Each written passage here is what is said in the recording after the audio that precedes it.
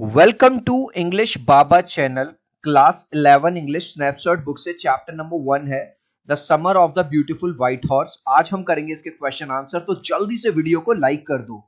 आई hope children आपने video को like कर दिया है और अभी तक चैनल को सब्सक्राइब नहीं किया तो सब्सक्राइब कर दो सो दैट आपको हमारे सारे अपडेट्स मिलते रहे। चिल्ड्रन क्वेश्चन नंबर 1 है रीडिंग विद इनसाइट में you will probably agree that the story does not have breathless adventure and exciting action. आपसे ये कह रहा है कि आप इस वाली बात से अग्री करोगे कि बहुत एडवेंचर, बहुत बड़ा कोई एक्शन नहीं है इस स्टोरी में। Then what in your opinion makes it interesting, लेकिन फिर भी ये स्टोरी इंटरेस्टिंग क्यों है? तो देखो, आंसर लिखने का एक स्टाइल सिखा रहा हूं, बस केवल आप यस लिख देना आंसर में। यस आई अग्री पूरा का पूरा that this story does not have breathless adventure and exciting action, पूरा क्वेश्चन से लिखा। येट का मतलब होता है फिर भी। I find this story very interesting, मुझे ये स्टोरी इंटरेस्टिंग लगती है बिकॉज ऑफ फॉलोइंग थिंग्स। अब आपको 11th क्लास में आ गए हो, किस तरह से क्वेश्चन में से ही आंसर बनाया जाए वो सिखा रहा हूं। तो देखो, सबसे पहले इमेजेस से समझो। स्टोरी को जो नरेट कर रहा है वो एक 9 साल का लड़का है। तो देखो, जब 9 साल का लड़का किसी कहानी को सुना रहा है तो वो एक बड़े मैच्योर आदमी की तरह तो सुनाएगा नहीं, एक छोटे बच्चे की तरह सुनाएगा।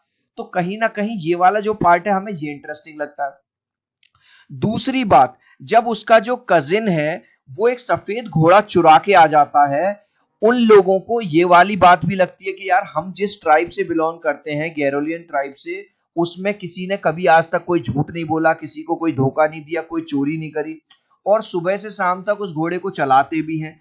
तो कहीं ना कहीं ये सारी चीजें स्टोरी को हमारे लिए इंटरेस्टिंग बनाती हैं। तो इसको पॉइंट बाय पॉइंट लिख दीजिए। पहले पॉइंट में लिख दीजिए the way the entire story is narrated by 9-year-old child is very interesting. एक तो जो बच्चा 9 साल का जो हमें इस कहानी को सुना रहा है, उसका कहानी सुनाने का तरीका ही इस कहानी को इंटरेस्टिंग बना देता है। Number 2, as a reader we feel very much attached when a 9-year-old child can not believe that his cousin brother has stolen a horse. जब हम एज अ रीडर इस कहानी को पढ़ते हैं और हमें ये वाली बात पता चलती है कि वो तो खुद 9 साल का है और उसका जो कजिन है 2 साल बड़ा, 11 साल बड़ा, उसको ये इस वाली बात पे भरोसा नहीं होता कि मेरा भाई ये घोड़ा चुरा लाया। क्योंकि हम जिस ट्राइब से बिलोंग करते हैं उसमें चोरी, चकारी, झूठ, धोखा ये सब अलाउड नहीं है। Both boys ride the horse every morning and then hide it. और फिर स्टोरी में क्या दिखाया गया है? दोनों ही लड़के उस घोड़े को दिन भर चलाते हैं और शाम को छुपा देते हैं।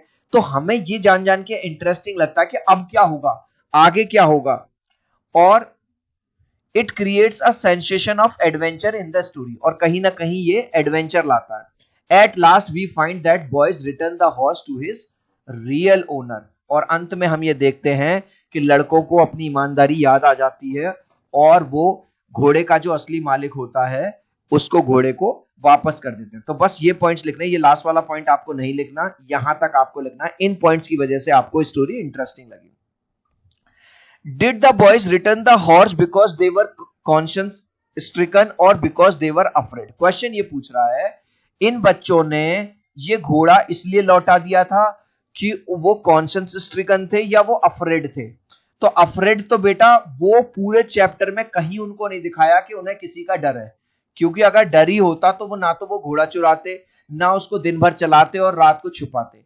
हाँ, वो कॉन्शियंस स्ट्रिकन थे। कॉन्शियंस स्ट्रिकन होता है कि उनको इस बात का लग रहा था कि आज तक हमारे पुरखों ने, हमारे बाप दादाओं ने जो इज्जत बनाई है वो एक दिन में मिट्टी में मिल जाएगी अगर किसी को ये वाली बात पता चल गई कि हमने घोड़ा चुराया है। इसलिए केवल अपनी इज्जत प्यारी होती है उन लोगों को, इसलिए वो घोड़ा लौटा देते हैं। डर की वजह से नहीं लौटाते कि उन्हें डर लग रहा है, किसी का उन्हें कोई डर नहीं था।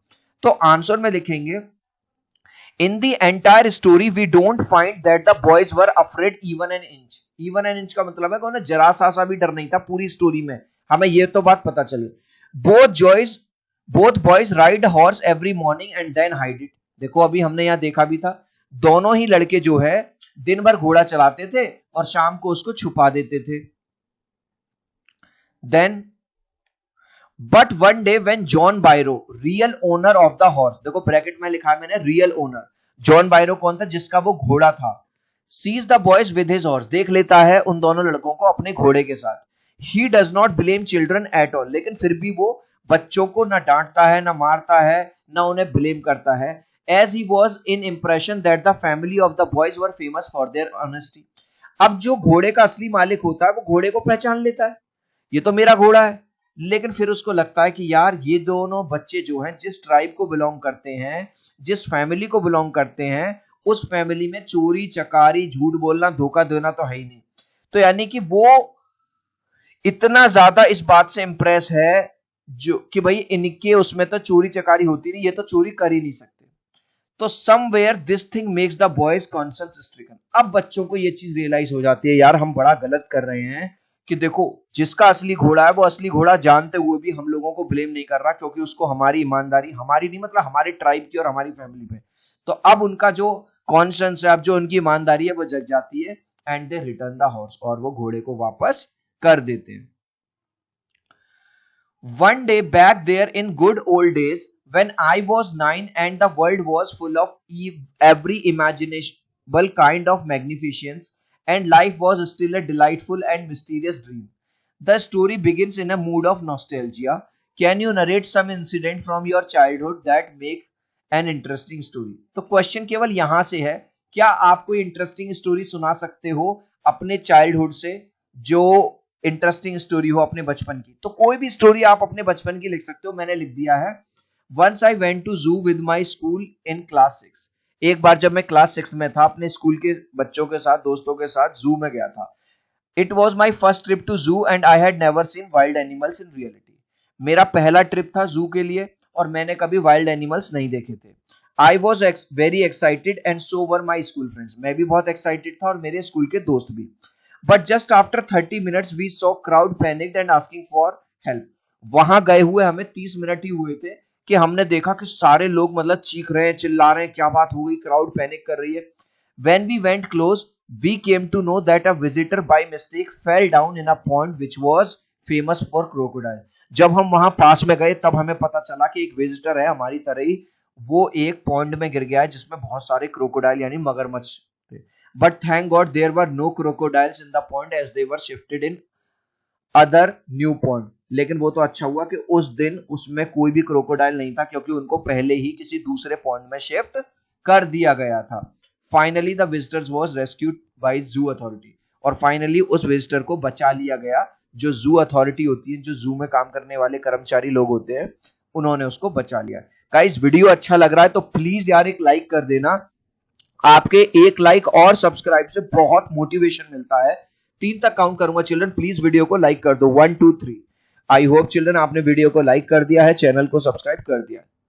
Next question, the story revolves around characters who belong to the tribe in Armenia. पूरी स्टोरी आर्मेनिया के ट्राइब के बारे में है, जो किस लिए फेमस है? अपनी लॉयल्टी के लिए, किसी को धोखा नहीं देंगे, किसी के साथ झूठ नहीं बोलेंगे, कभी चोरी नहीं करेंगे। ठीक है। Mourad and Aram are members of the Garoghlanian tribe. जो मुराद और आराम जिनकी ये कहानी है, वो इसी ट्राइब को, इसी फैमिली को बिलोंग करते हैं। Now locate Armenia and Assyria on the atlas. Atlas पे आपको ये दिखाना है। And prepare a write up on the Garoghlanian tribe के बारे में कुछ बातें बताइए। यू में राइट अबाउट वहां के लोग कैसे होते हैं, उनके नाम क्या होते हैं, जियोग्राफिकल एंड इकोनॉमिक फीचर्स क्या हैं। तो हमने यहाँ पे गैरोलियन ट्राइब के बारे में बता दिया है। Garoghlanian tribe is from Armenia. ये ट्राइब आर्मेनिया से है। They are mostly settled in the areas of California. और ज्यादातर ये लोग कैलिफोर्निया के एरियाज में सेटल्ड है। It is a part of the tribe's tradition to be loyal, honest and truthful. ये जो ट्राइब है, इनकी ये विरासत चली आ रही है कि जो भी काम करेंगे लॉयल्टी से करेंगे, किसी को धोखा नहीं देंगे, ऑनेस्ट ईमानदार रहेंगे, ट्रूथफुल हमेशा सच्चे बने रहेंगे।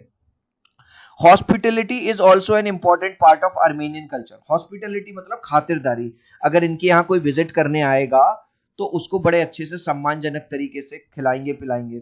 दे are mostly likely to be Christian and are proud of their culture and heritage.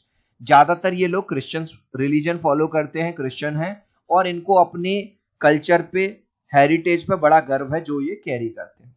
इस लास्ट क्वेश्चन का आंसर आप मुझे दोगे कमेंट सेक्शन में, देखूंगा कितने बच्चे राइट आंसर देंगे। The horse stolen by the boys was.